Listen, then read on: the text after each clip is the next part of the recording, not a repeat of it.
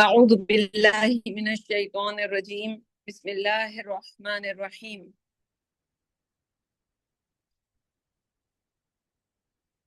يا أيها الذين آمنوا توبوا إلى الله توبة نصوحا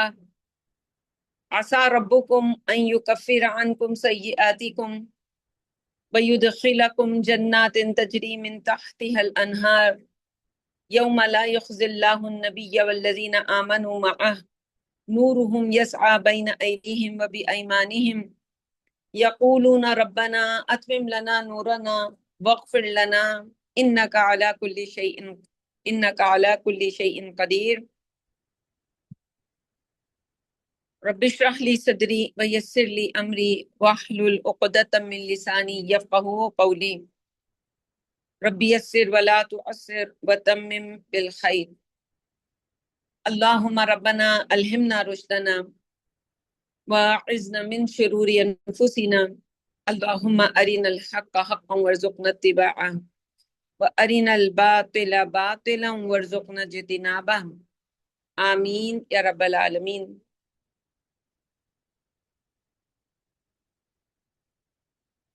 سبحانک لا علم لنا الا ما علمتنا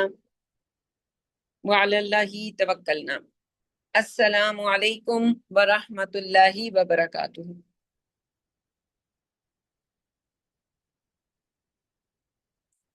امید اور دعا ہے کہ تمام بہنیں خیریت سے ہوں گی۔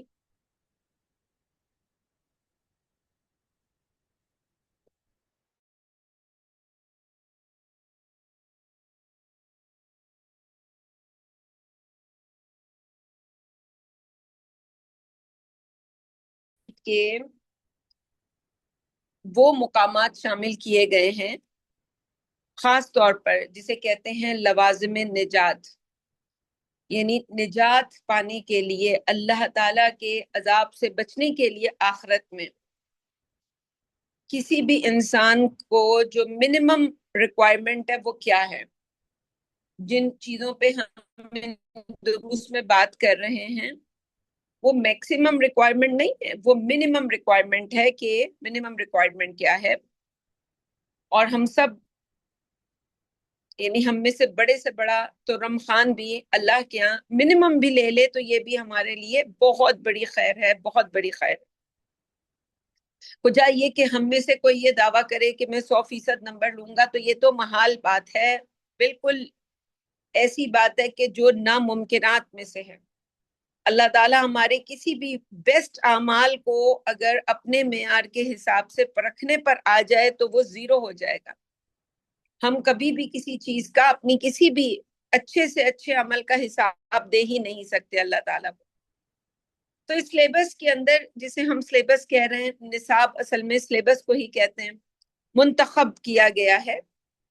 اور اس کا انتخاب بہت سے علماء نے اپنے اپنے وقت میں اپنے اپنے فہم کے حساب سے کیا، اپنے اپنے تجربے کے حساب سے کیا، اور پھر جس شکل میں ہمیں ایک سمجھ لیں کہ فائنل شکل میں ہمیں ملا، وہ ڈاکٹر اسرار احمد سے ہم ان کی اس کاوش کو ظاہر ہے ہم سلام کرتے ہیں۔ اللہ تعالیٰ نے اپنے بندوں میں سے کچھ بندوں سے کوئی ایسا کام اللہ تعالیٰ لے لیتا ہے کہ وہ رہتی دنیا تک لوگ اس کام کو اپریشیٹ کرتے رہتے ہیں۔ حالانکہ اللہ تعالیٰ نے ان کو عمر بھی ایک طرح سے تو طویل ہی دی، اور کام بھی انہوں نے ایسا کیا کہ آج میرا اپنا ذاتی تجربہ ہے کہ میں کسی پنساری کی دکان پہ کوئی سودا لے رہی ہوں، جی کسی بہت بڑے جو ہے بزنس ریئل اسٹیٹ ٹائکون سے بات کر رہی ہوں، کسی جی اپنے رشتہ دار سے بات کر رہی ہوں، کسی آئی ٹی پروفیشنل سے بات کر، ہر بندہ جس مذہبی شخصیت کو آج جانتا ہے وہ ڈاکٹر اسرار احمد ہے، اور لوگ عام طور پر ان کو ان کی جو پیشن گوئیاں ہیں ان کے حساب سے جانتے ہیں، آج وہ جو انہوں نے 15 سال پہلے 20 سال پہلے کی تھی۔ تو آج کی جو دنیا ہے پیشن گوئیوں کی، وہ تو ان بیچاروں کو پتہ ہی نہیں ہے۔ یعنی اگر 15 سال پہلے 20 سال پہلے انہوں نے ڈاکٹر اسرار احمد کی وہ پیشن گوئیاں سنی ہوتی ہیں تو آج وہ جہاں کھڑے ہیں وہاں نہ ہوتے، بلکہ وہ وہاں ہوتے جو آج سے، یعنی آج جو پیشن گوئیاں ہوں گی کہ آج سے 15 سال بعد پیشن گوئی کہتے ہی اس چیز کو ہے کہ آنے والے حالات کی تیاری کے لیے کوئی آپ کو پہلے سے آگاہ کر دے. اللہ تعالیٰ اپنے کسی نیک بندے کو ایسی بصیرت دیتا ہے، ایسی بصارت دیتا ہے کہ وہ دیکھ لیتا ہے کہ دور ایک طوفان آ رہا ہے اور وہ لوگوں کو آگاہ کرتا ہے اور لوگ اس کی بات مان لیتے ہیں جن کو ماننی ہوتی ہے. باقی یہ کہ وہ ہوٹنگ شوٹنگ کر کے وہ بس اس کو جو ہے وہ سمجھ لیں کہ باتوں میں اڑا دیتے ہیں اور دوسرے لوگوں کو بھی عمل کرنے سے روکتے ہیں. تو آج بھی یہی ہو رہا ہے. آج ہم جب لوگوں کو پچھلے کئی سالوں سے ہم لوگوں کو آگاہ کرنے کی کوشش کر رہے ہیں کہ آنے والے دنوں میں یہ آ رہا ہے، اس کی تیاری کی جائے، لیکن وہ اتنے آرام سے بیٹھے. ابھی یہ دروس آگے آنے ہیں ہمارے کہ جو جن کے اندر وہ آخرت کی تیاری سے بالکل بے خبر لوگ اپنی اپنی آج جو زندگی ہے اس میں مست نظر آتے ہیں. تو لوازم نجات کے لیے لازمی طور پر کسی انسان کو کیا چاہیے ہے وہ سورۃ العصر میں بیان ہوا ہے، اور یہ پورے اس سلیبس کا لب لباب ہے. 4 آیتیں اور اس میں ہمیں بتا دیا گیا کہ زمانے کی قسم کھا کے، وقت کی قسم کھا کے جو ہمارے ہاتھوں سے نکل رہا ہے، اور کیا کہا گیا کہ ان الانسان لفی خسر، تمام انسان بہت بڑے خسارے میں آلریڈی ہیں. اور وہ خسارہ کیا ہے جو تمام انسانیت، اگر ہم آج کے دن اس بات کے اوپر بات کریں تو تمام انسانیت اب آنے والے وقتوں میں جو خسارہ دیکھنے والی ہے وہ جنگ عظیم، جس کو اس وقت کبھی لگتا ہے کہ جی ڈیل، آج خبر یہ تھی کہ 38 ٹائمز ٹرمپ جو ہے وہ لوگوں کو کہہ چکا ہے کہ جی ڈیل ہونے جا رہی ہے. ابھی کل ان کا ایک ہیلی کاپٹر گرایا ایران نے، انہوں نے ایران کا واٹر کا جو پورا جو فلٹر کا کوئی پورا تھا وہ سارا فلٹر جو ہے اسے ڈیم، یہ سب ادھر حملے اور ادھر حملے، اور ادھر یہ چل رہا ہے کہ جی ان کے بہت بڑے جو ہیں وہ فنڈز کو ریلیز کیا گیا ہے کہ مکھن پالش لگایا جا رہا ہے کہ ایران کسی طرح آ جائے. لیکن یہ کہ یہ ساری کوششیں، ایک طرف ٹرمپ ہے تو دوسری طرف نیتنیاہو ہے، دونوں اپوزٹ سمت میں کوششیں کر رہے ہیں. ٹرمپ چاہتا ہے کہ وہ اس کی گدی بچ جائے اور ڈونلڈ ٹرمپ جو نیتنیاہو ہے وہ چاہتا ہے اس کی گدی بچ جائے. لیکن دونوں کی گدی بچنے کی صورتیں الگ ہیں. ٹرمپ کی گدی بچے گی جب جنگ رک جائے گی، اور نیتنیاہو کی گدی بچے گی جب جنگ ہو جائے گی.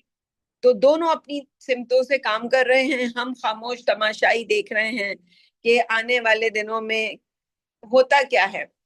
یقیناً اللہ کا فیصلہ تو یہ طے ہے، اٹل ہے کہ جی اب وہ وقت آ چکا ہے کہ جس وقت کے لیے نبی اکرم صلی اللہ علیہ وسلم نے فرمایا کہ میں اور قیامت اپنی 2 انگلیوں کو کہا تھا کہ ان 2 انگلیوں کی مانند ہے، جیسے ان کے درمیان فاصلہ ہے اتنا، بس اتنے قریب میں آ گیا، بس قیامت آ گئی. اور آج یعنی صحابہ کے سامنے جب قیامت کے احوال بیان کیے جاتے تو انہیں لگتا تھا کہ ابھی آئی کہ ابھی آئی. اور آج ہم 1400 سال کے بعد، 1450 سال کے بعد آج ہماری حالت کیا ہے. ہم اپنی آنکھوں سے ان حدیثوں کے الفاظوں کو بے عینی ہی ہوتا دیکھ رہے ہیں. ہم وٹنس کر رہے ہیں ان ہر طرح کی جو ہے کاریگری کو، جادوگری کو، ان رویبضہ کو، کہ وہ باتوں سے کس طرح لوگوں کو جو ہے اپنا کرتے ہیں، کس طرح لوگ ایک شخصیت کے پیچھے شخصیت پرستی کیسے ہوتی ہے. یعنی اسلام میں تو شخصیت پرستی یہاں تک منع ہے کہ ابراہیم کی بھی نہیں کرنی، ورنہ تو ابراہیم ایکارڈ زندہ باد. اگر ابراہیم علیہ السلام کے نام پہ لوگوں کو جمع کرنا ہی ایک اجتماعیت ہے اور اسلام یہ چاہتا ہے، تو پھر تو یہ جو اس وقت ساری دنیا کہہ رہی تھی، ابھی آج کل ذرا رولا کم ہوا ہے مگر پچھلے دنوں میں ذرا زیادہ تھا کہ جی ابراہیم اکارڈ کر لی جائے، سب کو ایک جھنڈے کے نیچے لایا جائے. تو اسلام میں تو شخصیت پرستی نہیں ہے. ہاں ہم نظریہ پرست ہیں، ہم ایک نظریے کے اوپر ایمان ہمارا اس بات پر ہے کہ اللہ ایک ہے، اللہ کا رسول ہمیں جو دعوت لے کر آیا، تو ہم نے شخصیت پرستی نہیں. اس کی تو نبی اکرم صلی اللہ علیہ وسلم نے خود اپنی زندگی میں لوگوں کو منع کیا کہ جب کسی نے نبی اکرم صلی اللہ علیہ وسلم کے بارے میں کہا کہ جیسا آپ چاہیں، نبی صلی اللہ علیہ وسلم نے کہا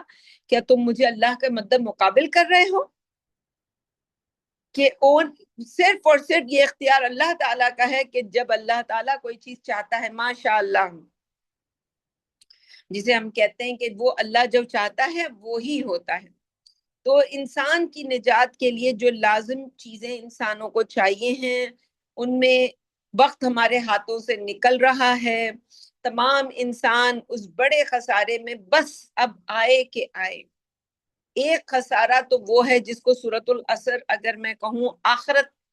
کے پس منظر میں بیان کر رہی ہے، اور ایک خسارہ وہ ہے جو سورۃ العصر دنیا کے پس منظر میں بیان کر رہی ہے کہ وہ وقت آ گیا، والعصر، جس کا بتایا گیا حدیثوں میں۔ نبی اکرم صلی اللہ علیہ وسلم نے بہت تفصیل سے یہ احوال ہمیں بتائے کہ بس وہ وقت جب آئے گا تو بس پھر یہ جو اس وقت ہم جو اپنے ارد گرد دیکھ رہے ہیں، سمجھ لیں ہم آنکھ بند کر کے یہ حالات لکھیں اور حدیث ڈھونڈیں کس حدیث میں یہ حالات لکھے میں، ہم حیران ہوں گے کہ حدیثوں کی کتابوں میں یہ احوال لکھے تھے۔ تو انسان کی نجات کے لیے کہ انسان سب سے پہلے تو الا الذین آمنوا، سب کے سب خسارے میں ہیں، ہاں بچے گا وہی جو ان چار کاموں کو بیک وقت کرے گا۔ اگر ایک وقت میں ایک کام کیا یا دو کیے یا تین کیے تب بھی ناکام انسان۔ چاروں کام بیک وقت ہوں گے تو پھر کامیابی اس پائے کی ہے کہ انسان خسارے سے بچ جائے گا۔ ابھی کامیابی کا کون سا لیول ہے یہ تو اللہ کی رحمت ڈیسائیڈ کرے گی کہ کس کو کہاں بھیجنا ہے۔ بس انسان اپنے اعمال سے اللہ تعالیٰ کو یہ ثابت کر دے کہ اللہ میں نے یہ چار کام کیے اپنی زندگی کی آخری سانس تک کیے، ایک دن پہلے بھی مرنے سے پہلے چھوڑ دیا تو بس گیا انسان۔ وہ ہے ایمان، عمل صالح، تواصی بالحق، تواصی بالصبر، کہ ایمان لائیں جیسے کہ ایمان لانے کا حق ہے،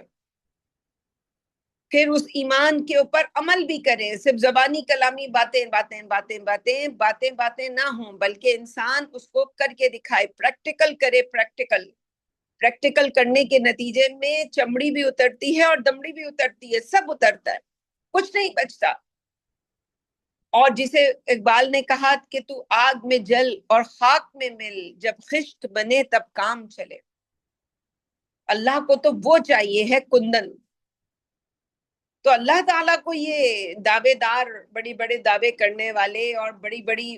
ہجرت، جب تک انسان اللہ کے دین کے لیے ہجرت نہیں کرے گا تو ہجرت کرے گا تو یوں نہیں ہوگا کہ ہجرت کی ٹھنڈے ٹھنڈے آئے ٹھنڈے ٹھنڈے بیٹھ گئے۔ بھائی 44 ڈگریز اس وقت اسلام آباد کا ٹیمپریچر ہے، بندے کو پتہ چل جاتا ہے کہ 44 ڈگریز کیا ہوتا ہے۔ تو ہجرت کا مزہ تو لینا پڑے گا بھائی، وہ رولنا پڑے گا ایک ایک کام کے لیے۔ ہر صبح جو ہے وہ انسان کو پتہ چلتا ہے کہ ہجرت کی یہ قیمت ہے، او ہو آج کا دن ایک اور دن میں نے اللہ کے سامنے رکھا ہے، اللہ یہ ہجرت کی قیمت ہے جو میں دوں گی۔ تو اتنی آسانی سے تو جنتیں نہیں ملنے والی۔ یہ مکمل مضمون تو جس میں ہجرت کا بھی ذکر، ہم نے پچھلے بھی مضامین میں ان کو پڑھا، لیکن ایمان لانا اور عمل صالح میں اب یہ بھی، جب تک یہ عمل اللہ کے سامنے نہیں ہوگا، اللہ کے دین کے لیے ہجرتیں کرنا، خاص طور پر وہ بدقسمت لوگ جنہوں نے دنیا کے لیے ہجرتیں، اب وہ کفارہ کیسے ادا ہوگا؟ ایک تو وہ ہیں انڈیا کے لوگ، کشمیر کے لوگ، غزہ کے لوگ اور اب پورے مڈل ایسٹ کے لوگ۔ تو ان کے قسمت میں تو ان میں سے جو بھی تباہی لکھی جا چکی، ان کا تو بس آیا ہی آیا، دنیا تو ان کی بس جتنی جینی تھی جی لی انہوں نے۔ اب انہوں نے اپنی جانیں تو اللہ کو دینی ہیں، اپنے بچے اللہ کو دینے ہیں، مال تو تقریباً دے ہی چکے سب کے سب اپنا،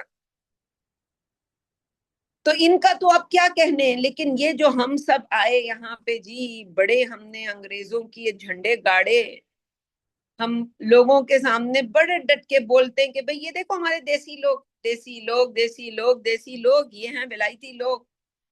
ان دیکھو فرنگیوں کو،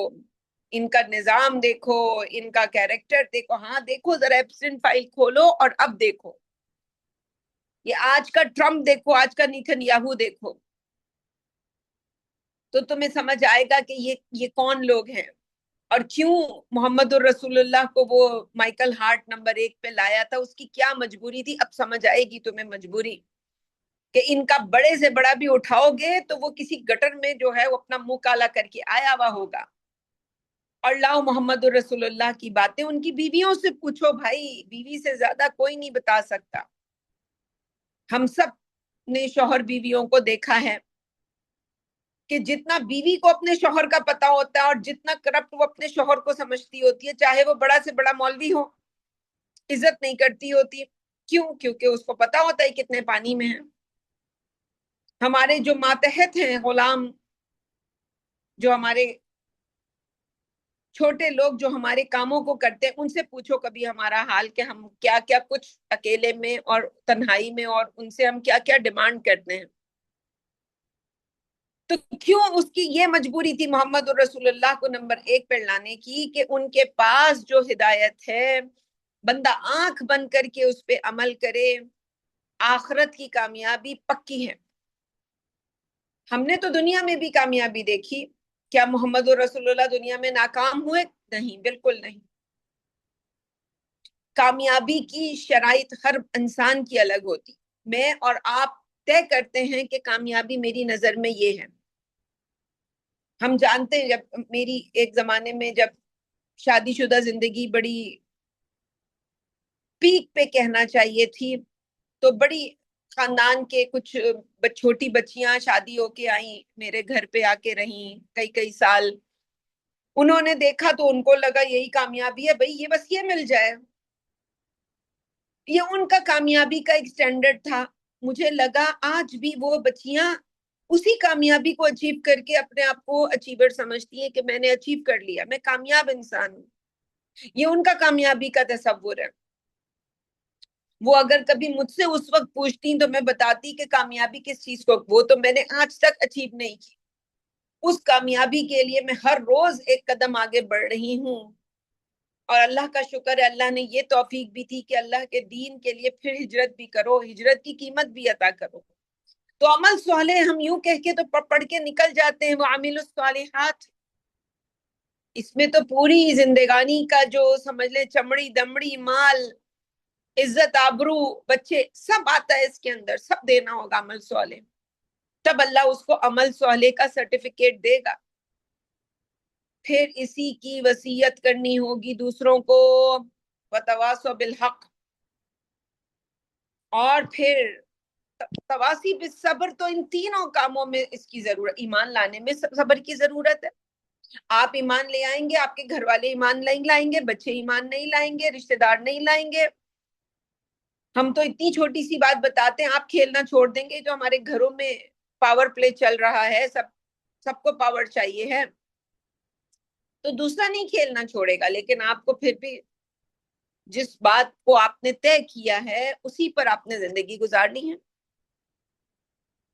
تو ہم شخصیت پرست نہیں ہیں، ہم ایک نظریے کی پرستش کرتے ہیں، یعنی اللہ کی پرستش ہے، اور وہ نظریہ ہمیں اللہ تک لے کے جاتا ہے۔ تو پھر عمران خان کس کھیت کی مولی ہے بھائی؟ جب ہم ابراہیم اکارڈ میں آ کے نہیں جمع ہو رہے، تو عمران خان تو کسی گٹر میں پیدا ہوا، گٹر میں بڑا ہوا، گٹر میں اس نے پوری زندگی گزاری، اس کے تو پوری زندگی کہاں ابراہیم علیہ السلام اور کہاں وہ۔ تو ویسے اس کے لیے میں دعا کرتی ہوں اللہ تعالیٰ اس پر رحم کرے۔ میں اس وقت عمران خان ایز اے شخصیت اس کو برا نہیں کہہ رہی، میں ایز اے جو اس کی جو کریز ہے لوگوں کے ذہن میں اس کو نیچے لانے کی کوشش کر رہی ہوں، کہ یہ شخصیت پرستی اس کا دین سے کوئی تعلق نہیں، چاہے وہ عمران خان یا اس سے بڑے کوئی شخصیت ہو، کوئی اور جو سیاستدان ہے، کوئی کسی ان میں سے کسی کی شخصیت پرستی کرتا ہو۔ جب ابراہیم علیہ السلام، محمد الرسول اللہ، ان کی شخصیت پرستی نہیں ہے، تو ان سے نیچے تو کوئی ان کے قریب بھی نہیں ہے۔ جیسے مائیکل ہارٹ نے دور دور رکھا سب کو محمد الرسول اللہ کے، کوئی ہے ہی نہیں قریب بھائی۔ نمبر 1 کہاں محمد الرسول اللہ اور کہاں نیوٹن؟ چلو جیزس کو وہ لے آیا تیسرے نمبر کے اوپر، لیکن اس کو تو جیزس کی زندگی میں پریکٹیکل نظر ہی نہیں آیا۔ پریکٹیکل تو نظر آ رہا ہے محمد الرسول اللہ کی زندگی میں، وہ تو جیزس نے تو عیسیٰ علیہ السلام نے تقریریں بڑی زبردست کی ہیں، حکمت کی باتیں بڑی بتائی ہیں، مگر وہ تو میدان جنگ میں نہیں لائے ہیں لوگوں کو۔ تو یہ جب تک انسان یہ چار کام نہیں کرے گا اور نہیں کرتا رہے گا، موت کی آخری جب تک اس کو نجات کا سرٹیفکیٹ نہیں ملے گا۔ اس نجات کے لیے یہ پورا سلیبس ہے جو آپ کو ترغیب دیتا ہے، ہر لیسن اس کا مزید ترغیب دے گا۔ انہی میں سے کسی چار میں سے کسی ایک پہلو کی بات ہو رہی ہوگی۔ تو اب میں باقی باتوں کو حذف کر کے موجود ہیں۔ ہم نے پچھلے دروس میں جو بات کی تھی وہ توبۃ النصوحہ کی بات ہو رہی تھی، توبہ کرنا۔ تو آج ہمیں انتہائی ضرورت ہے اس توبہ کی کہ آج ہم سب اللہ کے حضور توبہ کریں۔ مجھے تو یہ سمجھ میں نہیں آتا کہ ہم کس کس چیز کے لیے توبہ کریں۔ ہماری تو صبح سے لے کے رات تک ہر عمل میں توبہ کی ضرورت ہے۔ سب سے بڑھ کر تو آج میں پاکستان میں ہوں، کوئی پاکستان سے باہر، ہم دیکھیں ذرا ہندوستان کے مسلمانوں کے ساتھ کیا ہو رہا، کوئی خبر باہر نہیں آ رہی۔ چلیں غزہ کی تو بہت آئی خبر، بڑے لکی لوگ تھے غزہ والے کہ یہاں لوگ ان کے لیے رو رہے تھے، دعائیں کر رہے تھے۔ یہ بھی بہت بڑی خوش قسمتی تھی ان کی۔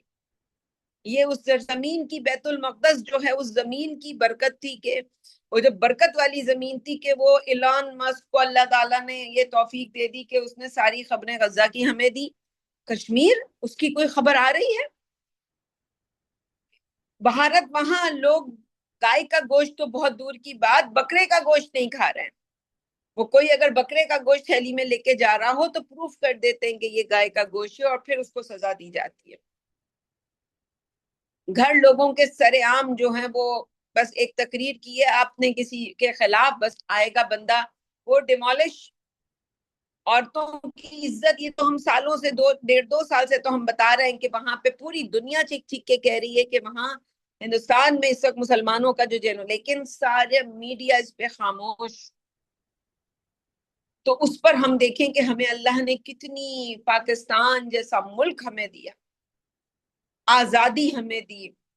لیکن ہر بندہ پاکستان میں پاکستان کی برائی کر رہا ہے۔ پاکستان سے کسی طرح باہر نکل جائیں بھائی، کسی پتہ نہیں جیسے کسی آگ کے گڑے میں بیٹھے میں۔ ایک خاتون ملی ایلیویٹر میں، اللہ تعالیٰ ان پر خاص رحم کرے، ابھی تو میں ان کو صحیح سے جانتی بھی نہیں، اور یہ سن کے انہوں نے کہ جی میں کینیڈا سے آئی ہوں، تو ہائے ان کے منہ سے بے ساختہ نکلا کہ یہاں کیوں آ گئی آپ؟ رات یہ کہ کینیڈا میں آپ تھیں تو وہاں سے یہاں پہ کیا لینے آ گئی بھائی؟ ان کو پتہ ہی نہیں کہ ہم کیا لینے آئے ہیں۔ اب وہ سب سمجھانے کے لیے تو پوری ان کو زندگی چاہیے، وہ فلسفے سمجھنے کے لیے، وہ نظریے سمجھنے کے لیے۔ اللہ نے تو سمجھتے ہیں اللہ نے ماضی میں ہم سے کوئی خیر کا کام تھا جو قبول کر لیا ہم سے، تو ہمیں اس کام کی بھی توفیق دی کہ اب اللہ کے دین کے لیے ہم لوگوں کو یہ خود کر کے دکھائیں اور لوگوں کو بھی ترغیب دیں کہ واپس آؤ، بس اب بہت ہو گیا، آؤ۔ اور یہاں پہ بھلے تمہیں 44 ڈگری، تمہیں 54 ڈگری، تمہیں 60 ڈگری، تمہیں 80 ڈگری کتنے بھی ہائی ہوں، آؤ اور اپنے ملکوں میں یہ سارا برین جو ہے یہ پاکستان کا ہے۔ یہ کون ہوتے ہیں ویسٹ والے جن کی غلامیاں کر رہے ہیں جا کے یہ مرد ہمارے؟ لیکن اب تو ہم یہ سمجھتے ہیں، بڑی ایک ہماری رشتہ دار تھی ابھی عید پہ ان سے ملاقات ہوئی اور میں نے یہ کہہ دیا ان کے سامنے، وہ بھی کہیں باہر کسی ملک میں جانے کی تیاریوں میں ہیں، اور میں نے ان سے یہ کہہ دیا کہ آئندہ تو ابھی کچھ عرصے میں پاکستان میں کوئی آنا بھی چاہے گا تو پاکستان میں نہیں آ سکے گا۔ تو منہ پھٹ گیا ان کہ کیا پاکستان؟ ہنس رہی تھی وہ میرے اوپر کہ میں کسی کوئی بھنگ بھنگ پی کے آئی ہوئی۔ ایسا ہی ہے بھائی، ایسا ہی ہے۔ آپ جتنے لوگ سن رہے ہیں آپ میں سے بڑے ہوں گے جو چاہتے ہوں گے واپس آ جائیں، آ کے دکھا دیں۔ وہی آئے گا جس کے لیے اللہ نے لکھا ہوگا۔ اب جب اللہ کو ہم جانتے ہیں تو ہمیں پھر یہ نہیں سمجھ آتی کہ آنے کے لیے اسباب کیا پیدا ہوئے، ہمیں بس یہ پتا ہوتا ہے اسباب پیدا ہو گئے۔ اللہ کوئی بھی اسباب پیدا کرے، بس پھر آ کر انسان نے خوشی خوشی رہنا۔ یہ نہیں کہ ہائے ہائے ہوئی ہی کرتا رہے انسان ساری زندگی. تو یہ توبہ سب سے پہلے تو جو ہم نے ماضی میں اللہ کے دین سے غداری کی، دارالاسلام چھوڑ کے دارالکفر گئے، بڑے جی مدرسے بنائے، ہم نے بڑا سب کچھ کیا، واپسی کا صبر ہم نہ کریں تو وہ ڈنڈے مار کے بھیجیں گے. اب جو کہتے ہیں چھوٹیوں سے پکڑ کے عورتوں کو لے کر آئیں گے، ان کے کپڑے پھاڑ کے، تو عزتیں لٹا کے پہنچیں گی یہاں پہ. کیونکہ یہ جو خبیث ہوتے ہیں یہ پھر ایسے ہی سمجھتے ہیں الخبیثات للخبیثین. تو یہ جتنی بھی ایسی ہوں پھر ایسے ہی ہو کے واپس آئیں گی. جو عزت والے ہوں گے وہ پہلے ہی اپنی عزتوں کو بچا کے نکلیں گے کہ عزت اسی میں ہے کہ بہت ہی عزت کے ساتھ سر کو بلند کر کے اس ملک کو چھوڑ کر آؤ اور آ کر اپنے ملکوں میں عزت کے ساتھ اپنی زندگیاں گزارو. اور بلکہ میں تو سمجھتی ہوں کہ اتنی اچھی زندگی ہے پاکستان میں، اتنی اچھی زندگی ہے، اتنی اچھی زندگی ہے کہ کسی جنت سے کم نہیں ہے یہ ملک. مجھے تو یہ ایسا محسوس ہوتا ہے کسی جنت سے کم نہیں. چلے جی، اب ان آیات کے اوپر آج میں نے کہا تھا کہ ہم انشاءاللہ کچھ گفتگو کریں گے. تو نبی اکرم صلی اللہ علیہ وسلم جس ہدایت کو ہم تک لے کر آئے اس میں بہت اہم ہے یہ سورۃ تحریم، اس قرآن مجید کی ایک سورت جس کے اندر خاص طور پر نکاح کی ترغیب اگر دیکھا جائے، میاں بیوی کے معاملات کہیں بھی بیان ہوں گے تو اس سے نکاح کی ترغیب ہے. اور نکاح جو ہے وہ یقیناً زنا کی ضد ہے. اللہ تعالیٰ نے ہمیں، نبی اکرم صلی اللہ علیہ وسلم نے ہمیں اسی بات کو سمجھایا ہے کہ یہ دین ہمارے لیے آسانی لے کر آیا ہے کہ نکاح میں آسانیاں پیدا کی جائیں اور زنا کو مشکل کر دیا جائے. لیکن ہمارے یہاں تو الٹ ہے، زنا کے لیے آسانی ہے، نکاح کے لیے مشکل ہے. جب تک لڑکا اتنا نہ کمائے، لڑکی اتنا نہ پڑھ لے. ابھی کل کسی سے بات ہو رہی تھی، بتا رہے تھے کہ بہن اب انگلینڈ جا رہی ہیں MBBS کرنے کے لیے.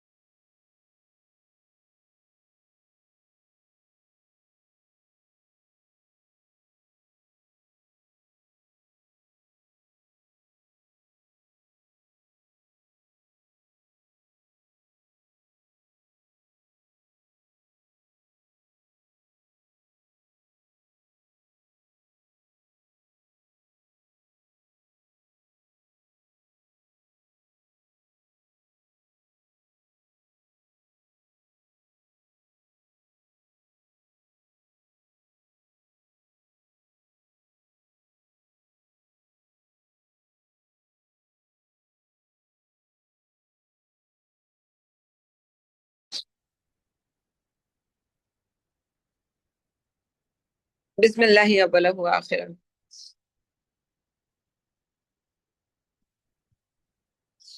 اچھا جی، نبی اکرم صلی اللہ علیہ وسلم نے حضرت انس بن مالک رضی اللہ تعالیٰ عنہ ان سے مروی ہے، اور یہ ایک متفق علیہ روایت ہے، یعنی صحیح بخاری اور صحیح مسلم دونوں کتابوں میں یہ موجود ہے، اور صحیح مسلم میں یہ زیادہ تفصیل کے ساتھ ہے، اور نبی اکرم صلی اللہ علیہ وسلم نے اس حدیث کے اندر توبہ کی جو فضیلت ہے سمجھ لیں اس کو واضح کیا کہ اللہ تعالیٰ کو اپنے کسی بندے کی توبہ سے کتنی خوشی ہوتی ہے، اور ایک تشبیہ بیان کی آپ صلی اللہ علیہ وسلم نے فرمایا کہ ایک ایسے شخص کو تصور کرو جو کسی لق و دق صحرا میں تنہا سفر کر رہا ہے، اس کے پاس ایک اونٹنی ہے، اور اسی اونٹنی پر اس کا سارا راشن پانی زیادہ راہ جو ہے وہ سب کا سب اسی پر ہے، اور وہ تھوڑی دیر کے لیے سستانے کے لیے کسی درخت کے سائے تلے بیٹھتا ہے، اونٹنی بھی پاس ہی کھڑی ہے، وہاں پر اس کی آنکھ لگ جاتی ہے، اور اسی اثنا میں اونٹنی غائب ہو جاتی ہے۔ جب اس کی آنکھ کھلتی ہے تو وہ دیوانہ وار اونٹنی کو تلاش کرتا ہے، کبھی ادھر دوڑتا ہے کبھی ادھر بھاگتا ہے، اور اسی اضطراب اور بےتابی کا جو ہے وہ جو ہے ایک دم سے اس کے سامنے جب وہ بہت زیادہ پریشان ہوتا ہے، اسے لگتا ہے کہ میری تو موت آ گئی، کیونکہ میرا کھانا پینا سواری سب کچھ چلی گئی ہے، تو وہ ہر طرف جو دوڑ بھاگ کر رہا ہے ڈھونڈ رہا ہے، اتنے میں کیا ہوتا ہے کہ اسے تو موت نظر آ رہی ہے کہ میں تو مر جاؤں گا، لیکن اچانک جب وہ اپنی آنکھیں ایک طرف یعنی کھولتا ہے تو دیکھتا ہے کہ اونٹنی اس کے پاس کھڑی ہے، اور اس پر وہ ایسی خوشی کی شدت جو ہے اس وقت طاری ہوتی ہے کہ وہ ایسا بھوکلا کر اٹھتا ہے اور کہتا ہے کہ یعنی کہنا تو یہ چاہتا تھا کہ اے اللہ تو میرا رب ہے اور میں تیرا۔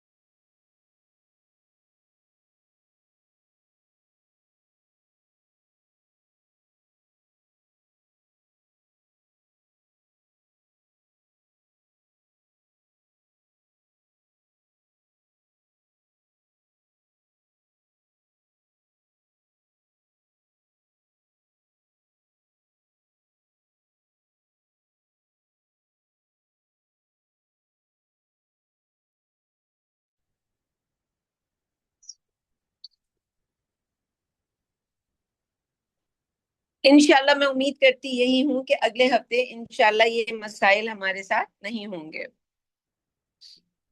یہ جو مسائل اس وقت ہیں اگلے سال انشاءاللہ یعنی اگلے ہفتے یہ مسائل نہیں،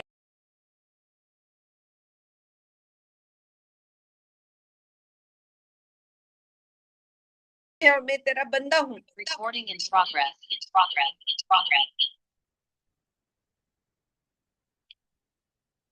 لیکن اتنا زیادہ وہ خوشی کے اندر جو اسے کہتے ہیں اردو میں کہ فرط جذبات سے اس کی زبان جو ہے وہ لڑکھڑاتی ہے، اور اس کے الفاظ نکلتے ہیں جیسے وہ کانپے ٹانگتی ہیں، کچھ اس طرح کا ایک جملہ ہے بالکل اسی طرح، تو کہتا ہے کہ اے پروردگار میں تیرا رب ہوں اور تو میرا بندہ ہے۔ تو تصور کیجئے کہ اونٹنی دوبارہ پا لینے پر اس شخص کو جو خوشی کا کیا عالم ہے اس کی، کہ نبی اکرم صلی اللہ علیہ وسلم نے یہ تشبیہ بیان کی، تو ارشاد فرماتے ہیں کہ اللہ کو اس سے بھی زیادہ خوشی اپنے کسی گنہگار بندے کی توبہ سے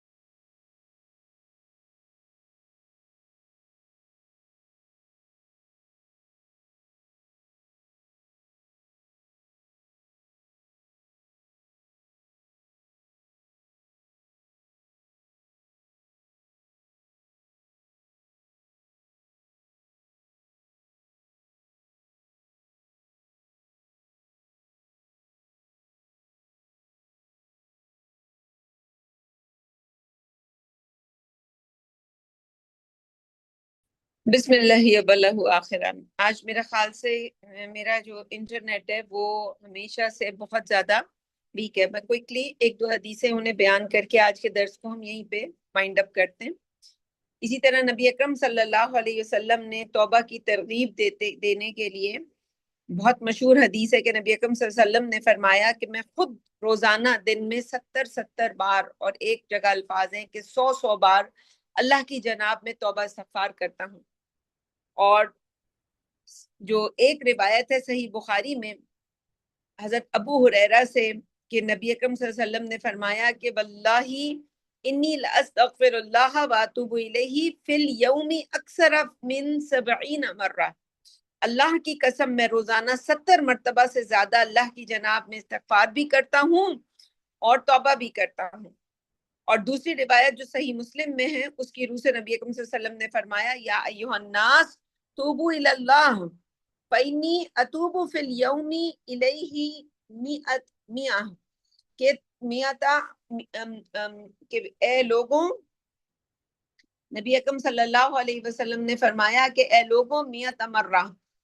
اللہ تعالیٰ کی جناب میں توبہ کرو، اس لیے کہ میں خود اس کے حضور روزانہ 100 مرتبہ توبہ کرتا ہوں. تو سوال پیدا ہوتا ہے نبی اکرم صلی اللہ علیہ وسلم کی توبہ کے کیا معنی ہیں؟ تو نبی اکرم صلی اللہ علیہ وسلم کسی گناہ کا ارتکاب کا تو سوال ہی پیدا نہیں ہوتا، اس لیے کہ نبی اکرم صلی اللہ علیہ وسلم معصوم تھے.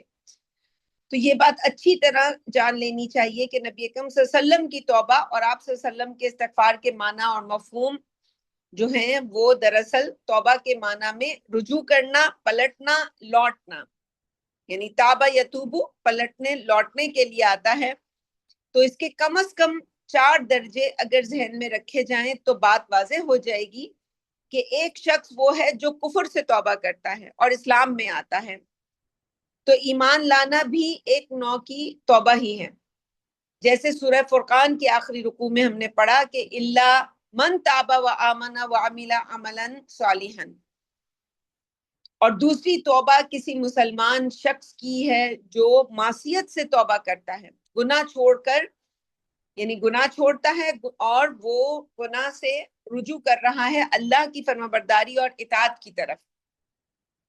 اور تیسری توبہ ہوگی ابرار یعنی نیکوکاروں کی، یعنی کسی وقت ایک صالح اور نیک شخص کی قلبی کیفیت ایسی ہو سکتی ہے کہ معرفت الہی کے معاملے میں اس کے دل پر کچھ دیر کے لیے کوئی غفلت کا پردہ جو ہے وہ پڑ جائے. وہ محض غفلت ہے، اس سے کسی معصیت کا ارتکاب نہیں ہوا، اسے محض یہ احساس ہوا کہ میرے قلب پر کچھ دیر کے لیے غفلت کا حجاب طاری رہا ہے. اب وہ غفلت سے استحضار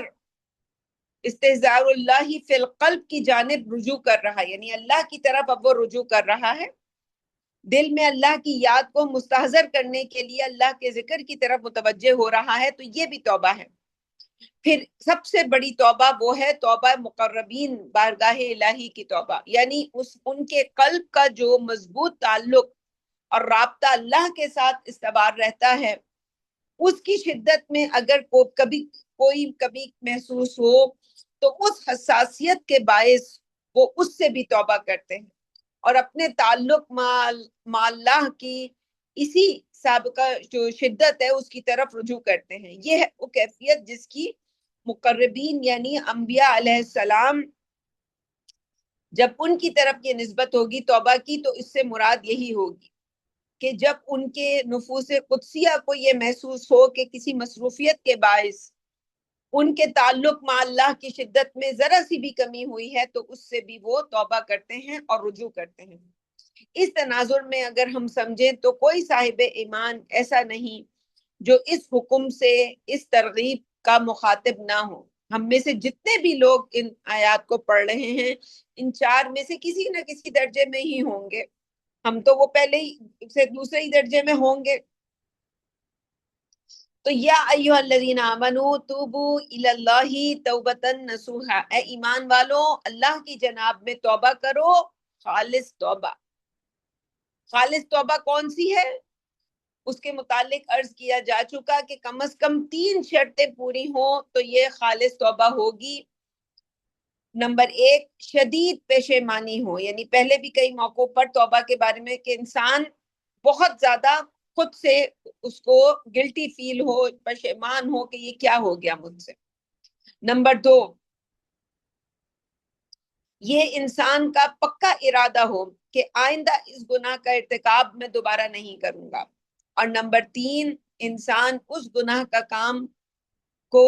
پھر ہمیشہ کے لیے چھوڑ بھی دے، یہ نہ ہو کہ وقتی طور پر یہ ڈرامہ کیا اور پھر اس کے بعد دوبارہ وہی ہو رہا ہے، رات کو توبہ ہوئی، صبح پھر سے وہی سب کچھ ہو گیا۔ اور اگر حقوق العباد کے معاملے میں کوئی کوتاہی ہوئی ہے تو اب اس میں ایک شرط یہ بھی ہوگی، چوتھی شرط، کہ وہ جس شخص کی حق تلفی کی ہے اس سے بھی معافی مانگنی ہوگی۔ سب کے سامنے کسی کی بے عزتی کر دی ہے، تھپڑ لگا دیا ہے، نقصان پہنچا دیا ہے، چوری کر لی ہے، ڈاکہ، تو یہ اس کو بھی پوری تلافی کرنی ہوگی، تب یہ توبہ توبہ ہوگی۔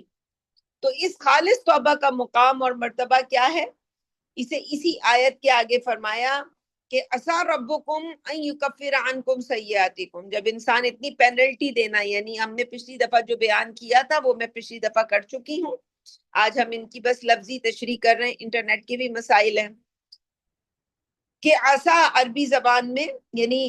عسیٰ اور لعل یہ الفاظ عام طور پر شاید کے معنی میں آتے ہیں دونوں، لیکن قرآن مجید میں جب یہ الفاظ اللہ تعالیٰ کی طرف منسوب ہو کر وارد ہوتے ہیں تو شاہانہ انداز کلام کی روح سے اس کے معنی ہوتے ہیں تاکہ، اور امید ہے کہ،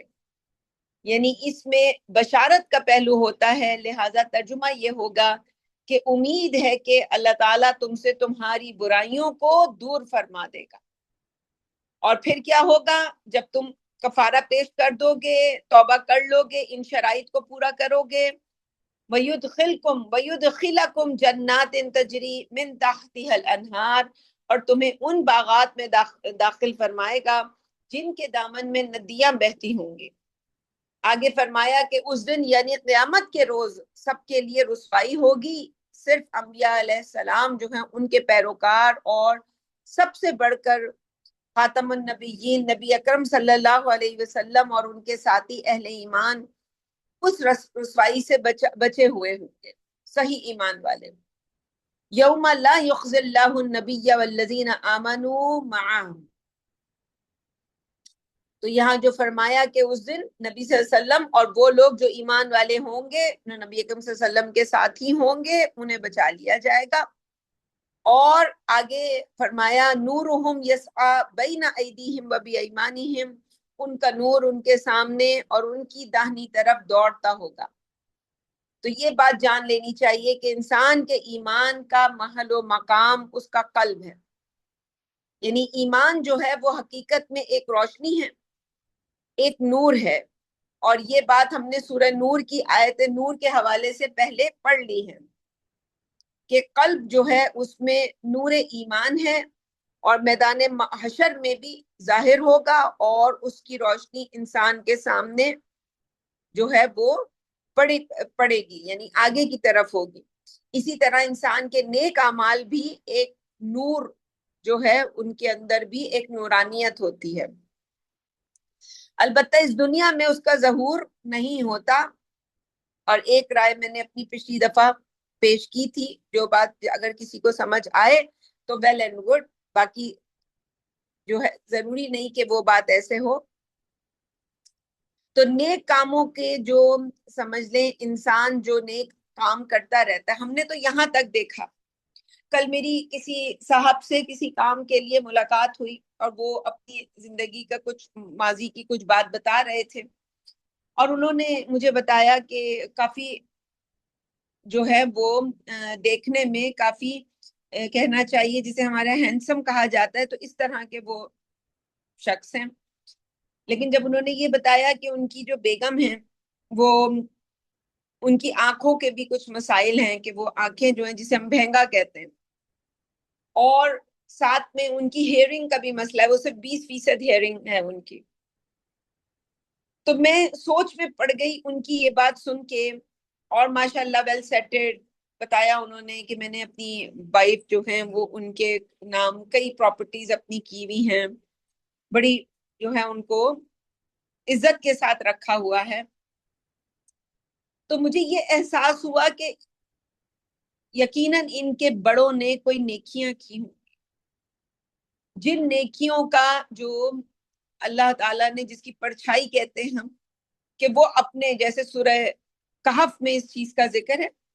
کہ وہ ان کے بڑے جو تھے وہ نیک تھے، اس لیے ان بچوں کو اللہ تعالیٰ نے خیر پہنچائی۔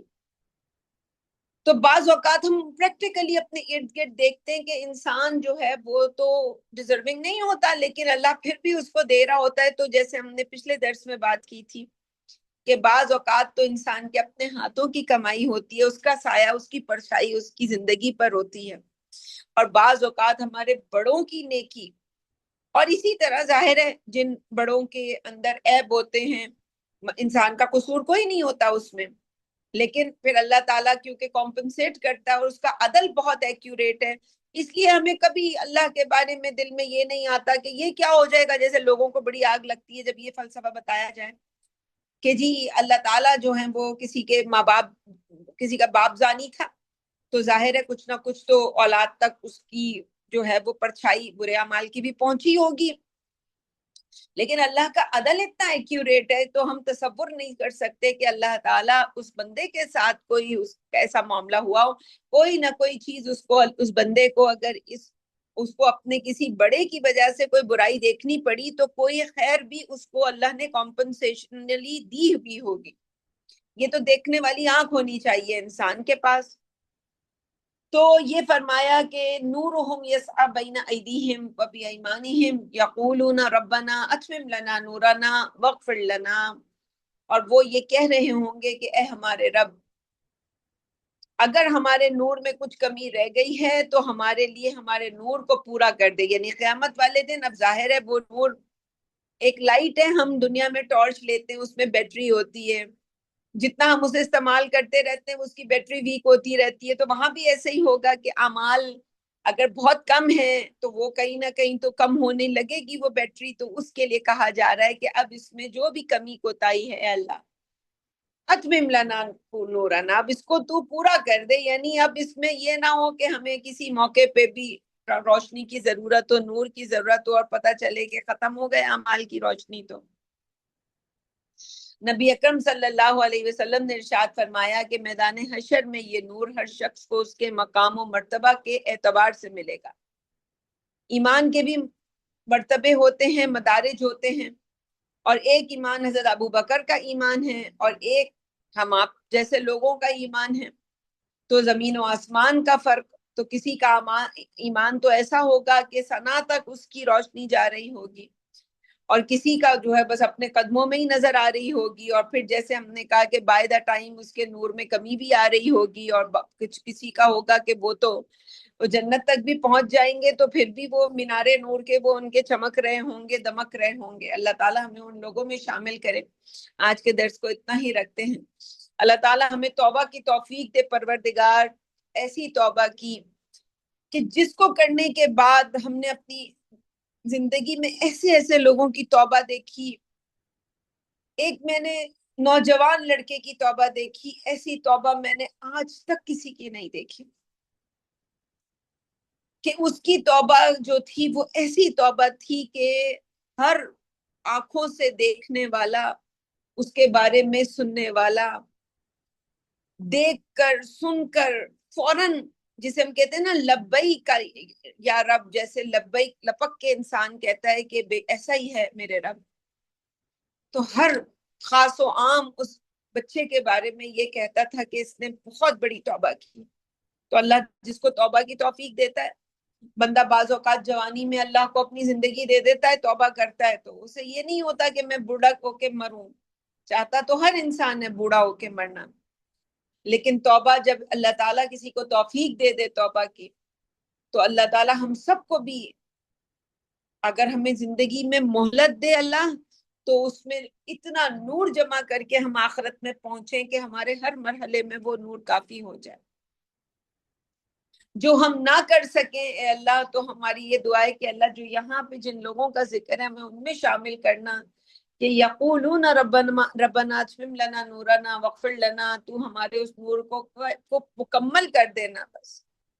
ہمیں جنت تک پہنچا دینا ہے اللہ، بس ہمیں معاف کر دینا، وغفر لنا، کیونکہ تیری مغفرت اللہ تعالیٰ کسی کو معاف کر دے، بس یہی سب سے بڑی کامیابی ہے۔ اللہ تعالیٰ ہم سب کو یہ کامیابی نصیب کرے۔ سبحانک اللہم و بحمدک، نشہد ان لا الہ الا انت، نستغفرک و نتوب الیک۔ السلام علیکم ورحمۃ اللہ وبرکاتہ۔ آمین برحمتک یا ارحم الراحمین۔ سبحان ربک رب العزت عما یصفون وسلام علی المرسلین والحمد للہ رب العالمین۔ حق لا الہ الا اللہ محمد رسول اللہ صلی اللہ علیہ وسلم۔